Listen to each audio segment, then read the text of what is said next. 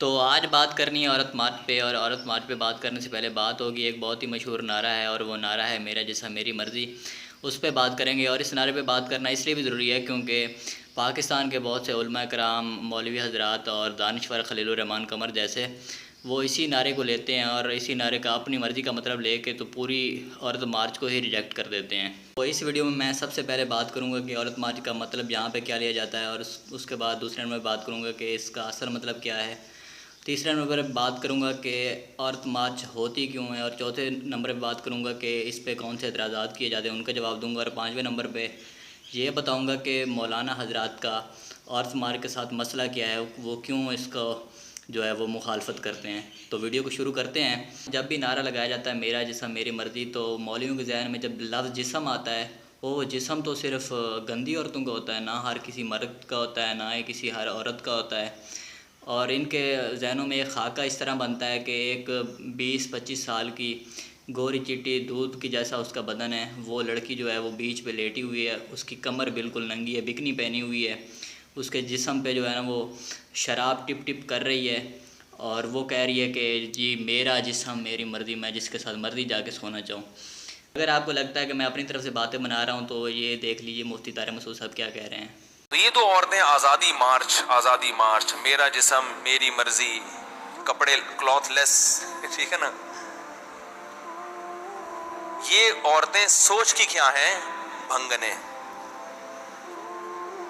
تو سنا آپ نے، بہت بڑے پاکستانی فلاسفر مفتی طاہر مسعود صاحب نے ہمیں بتایا کہ میرا جسم میری مرضی کا مطلب ہے کپڑے کلوتھ لیس، اور یہ کہنے کے بعد انہوں نے بے شرموں کی طرح وہ ہنسے ہیں، جس سے ثابت ہوتا ہے ان کے ذہنوں میں گند بھرا ہوا ہے۔ اور اس کے بعد انہوں نے خواتین کو بھنگنی کہا ہے، اور ان کو شرم بھی نہیں آتی کہ یہ ممبر رسول پر بیٹھ کے جو اس طرح کے گھٹیا الفاظ، اور ان کا کام لوگوں کی تربیت کرنا ہوتا ہے، اور یہ کس طرح کی باتیں سمجھا رہے ہیں، اور غلط مطلب لے کے، اور آدھے گھنٹے کی ویڈیو ہے اور صرف یہی بکواس کرتے رہے ہیں۔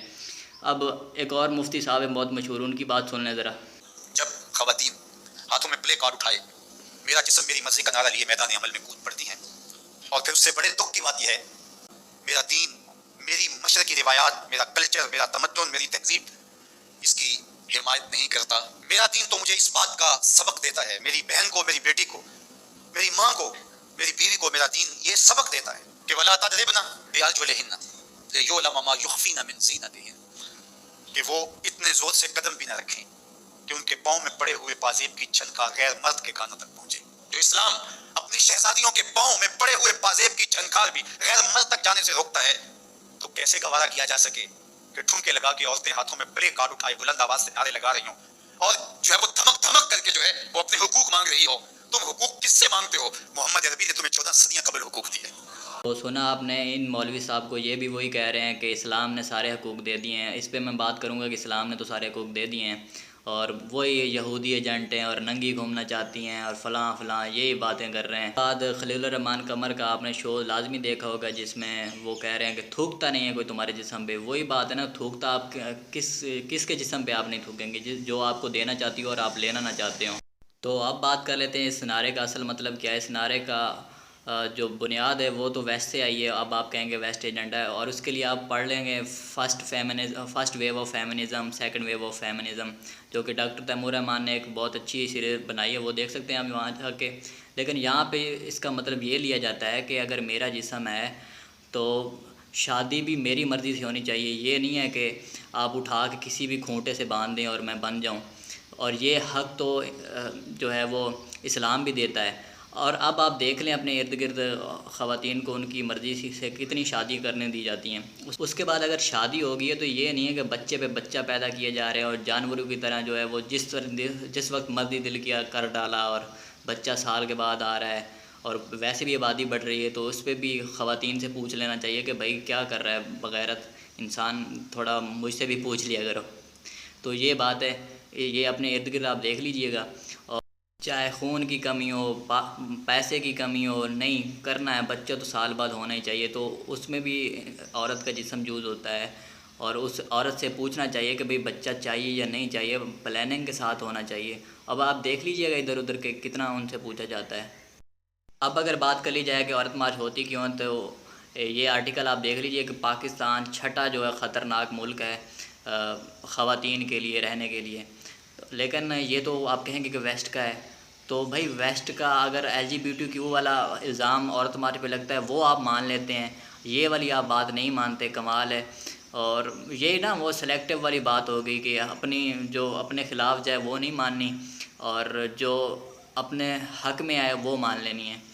تو لیکن پھر بھی میں آگے بھی بتاتا ہوں۔ تو دوسری بات یہ ہے کہ پاکستان میں 32% لڑکیاں ایسی ہیں جنہوں نے سکول کا منہ تک نہیں دیکھا ہوا، اور یہ بھی ایک وجہ ہے کہ عورت مارچ ہوتی ہے کہ لڑکیوں کو تعلیم میں جو ہے حوصلہ افزائی کی جائے۔ اور کیا تعلیم اسلام میں جو ہے وہ حرام ہے عورتوں کے لیے؟ تعلیم تو مرد اور عورت دونوں پہ لازم ہے۔ بات یہ ہے کہ پاکستان میں 50% جو خواتین ہیں، یعنی کہ آدھی سے زیادہ خواتین جو ہیں وہ تعلیم اور جاب سے محروم ہیں۔ ان کی جابز کا بندوبست کرنا چاہیے، ان کی تعلیم کا بندوبست کرنا چاہیے، اس لیے عورت مارچ ہوتی ہے۔ چوتھی بات یہ ہے کہ پاکستان میں خواتین کی شادی جو ہے وہ 21% خواتین ایسی ہیں جن کی شادی 18 سال سے کم عمر میں ہی کر دی جاتی ہے، یعنی کہ رضامندی تو چھوڑیں، ایک نابالغ کی شادی کر دی جاتی ہے۔ اس لیے بھی ہوتا ہے احتجاج۔ اور پانچویں وجہ یہ ہے کہ پاکستان میں موجود 32% خواتین جو ہیں وہ ڈومیسٹک وائلنس سے گزری ہوئی ہیں، یعنی کہ اگر کہیں پہ 10 خواتین ہوں گی تو وہاں سے پر جو ہے وہ 3 خواتین لازمی جو ہے وہ گھریلو تشدد سے دوچار ہوئی ہوں گی، اور یہ ریشو جو ہے وہ شادی شدہ خواتین میں جو ہے وہ زیادہ ہے۔ اور اس کی وجہ یہ ہے کہ تعلیم کی کمی ہے، مردوں کو سمجھایا نہیں جاتا کہ خواتین تمہاری نوکرانیاں نہیں ہیں بلکہ تمہارے برابر کے انسان ہیں۔ سمجھ آئی ہے نا میری بات؟ چھٹی اور بہت ہی اہم وجہ جو کہ مجھے ذاتی طور پہ بہت جو ہے وہ بری لگی، وہ یہ ہے کہ پاکستان میں 70% خواتین جو MBBS کرتی ہیں وہ آگے پریکٹس نہیں کر پاتی کیونکہ ان کی شادی ہو جاتی ہے۔ تو وہ پریکٹس اس لیے نہیں کر پاتی کیونکہ جو خاوند کے گھر والے ہوتے ہیں یا خاوند وہ خود نہیں چاہتا کہ اس کی خاتون جو ہے یا بیوی جو ہے وہ باہر جا کے جو ہے وہ نوکریاں کرے یا ڈاکٹر بنے۔ اب مجھے ایک بات بتائیں، آپ کو یہ بھی چاہیے ہوتا ہے کہ ہماری خواتین کا علاج بھی خواتین ڈاکٹرز کریں، اور ڈاکٹر بھی آپ نے نہیں بننے دینا؟ یہ کس طرح کا ڈرامے بازی ہے یار، کمال کی بات ہے۔ اور جو میڈیکل ہے MBBS ہے وہ اتنا مشکل ہے کہ دن رات بندے کو پڑھنا پڑتا ہے 5 سال، اور اس کے باوجود وہ کرنے کے باوجود وہ پریکٹس نہیں کر پاتی، تو یہ باعث شرم والی بات ہے ایک۔ مارچ کا یہی مطالبہ ہے کہ آگاہی دی جائے کہ خواتین کو جو ہے وہ برابر کا انسان سمجھا جائے، کوئی بھیڑ بکری نہ سمجھا جائے کہ جس طرح مرضی اس کو استعمال کیا یا جو مرضی کرتا رہے۔ اور اتنی وجوہات دی ہیں، اب آ جاتے ہیں تھوڑی سوشل وجوہات پہ۔ اب جب بھی خواتین جو ہے وہ کہیں پہ بسوں پہ سفر کرتی ہیں تو ان کو انگلیاں دی جاتی ہیں، اور یہ کون دیتا ہے؟ مرد دیتے ہیں نا۔ ان کو ایجوکیٹ کرنے کی ضرورت ہے، اور اسی لیے عورت مارچ ہوتا ہے کہ ان کو ایجوکیٹ کیا جائے۔ خاتون سڑک پہ چل رہی ہوگی اس کے ساتھ چھیڑ چھاڑ کریں گے، اور جب عید سے پہلے دن چاند رات ہوتی ہے تو خواتین جو ہے وہ بازاروں میں جاتی ہیں شاپنگ وغیرہ کرنے کے لیے، اور لڑکے جو ہیں خاص طور پہ جاتے ہیں ان کو چھیڑنے کے لیے وہاں پہ۔ تو اس کے لیے بھی جو ہے وہ تعلیم کی ضرورت ہے، اور یہ تعلیم کس نے دینی ہے؟ مولویوں نے دینی ہے، لیکن وہ نہیں دیں گے کیونکہ وہ بکواس کرنی ہوتی ہے انہوں نے سارا دن بیٹھ کے، اور وہی دیکھنا ہوتا ہے کہ عورتیں جو ہیں وہ حقوق کیوں مانگ رہی ہیں یا اس کے مسئلہ کیا ہے اس کے ساتھ۔ اور بھی بہت سی وجوہات ہیں، لیکن میں نے یہ چیتا اس پہ بات مزید بھی ہو سکتی تھی، لیکن میں نے تھوڑا تھوڑا کر کے بتایا تاکہ ویڈیو جو ہے لمبی بھی نہ ہو اور بورنگ بھی نہ ہو۔ مزید جاننے کے لیے آپ عورت مارچ سرچ کریں، ڈاکٹر تیمور رحمان نے بہت اچھی ویڈیو بنائی ہے اور ڈیٹیل کے ساتھ بنائی ہے۔ اب بات کر لیتے ہیں ان پہ ہونے والے اعتراضات کا۔ کہتا ہے کہ یہ میرا جسم میری مرضی، یہ نعرہ اس لگایا کیوں جاتا ہے جب اس کا غلط مطلب لیا جا سکے؟ تو بھائی غلط مطلب تو کسی بھی چیز کا لیا جا سکتا ہے۔ قرآن کا غلط مطلب کتنا لیتے ہیں وہ قرآن جو فرقہ ہے، تو اس کا مطلب یہ نہیں ہے کہ نعرہ غلط ہے، یہ اس کی نیت غلط ہوتی ہے۔ اور کچھ نعروں کا مطلب بیٹھ گئی ٹھیک سے، یا یہ تو مزاحیہ طور پہ بھی استعمال ہوتے ہیں نعرے، جب بھی کوئی بات ہوتی ہے کوئی مطالبہ کیا تو اس میں مزاحیہ باتیں بھی آ جاتی ہیں، تو کچھ جو وہ بینرز ہیں اس میں وہ مزاحیہ طور پہ بھی لیے گئے ہیں، تو ان کو سیریس نہیں لینا چاہیے۔ جو سب سے بڑا الزام لگا جاتا ہے کہ یہ ہم جنس پرستی کو لانا چاہتے ہیں یہاں پہ، اور اس کے لیے وہ ایلگا کا ایک آرٹیکل دکھاتے ہیں۔ پہلی بات تو مجھے یہ نہیں سمجھ آتی کہ اگر ویسے آپ نہیں مانتے انگریزوں کی جو ویب سائٹس ہیں، لیکن جب آپ کے حق میں ہو وہ مان لیتے ہیں آپ۔ اور دوسری بات، اگر یہاں پہ جو فنڈنگ ہو رہی ہے تو آپ اپنی اسٹیٹ کو اتنا مضبوط کریں نا کہ کوئی باہر سے آ کے کوئی ملک جو ہے وہ فنڈ نہ کر سکے کسی چیز کو، اور اگر کوئی ایک جز میں مسئلہ ہے تو اس کو پورا اکھاڑ کے نہیں پھینک دینا چاہیے۔ عورت مارچ میں اگر کوئی مسئلہ ہے تو اس کو حل کیا جائے، لیکن خواتین کے مسائل تو اپنی جگہ ہیں۔ اگر عورت مارچ کو ختم کر دیں گے تو پھر آپ نکالیں گے، آپ نکالیں عورت مارچ۔ آپ خود مولوی حضرات بیٹھ کے جو ہے وہ پرچار کریں اور سماج کے عورتوں کے حقوق کا، تو عورت مارچ بند ہو جائے گی بس۔ ایک اور اعتراض یہ ہے کہ تو اسلام نے تو سارے حقوق دے دیے ہیں، اور یہ کس چیز کے حقوق مار رہی ہیں یار؟ یہ سوال ہی بھونڈا کر دیا کہ اس طرح پیش کر دیا جیسے کوئی اسلام کے خلاف بات ہو رہی ہو۔ کیا اسلام نے منع کیا ہے کہ عورت اپنی مرضی سے شادی نہیں کر سکتی؟ اسلام نے حق دیا ہے، بالکل دیا ہے۔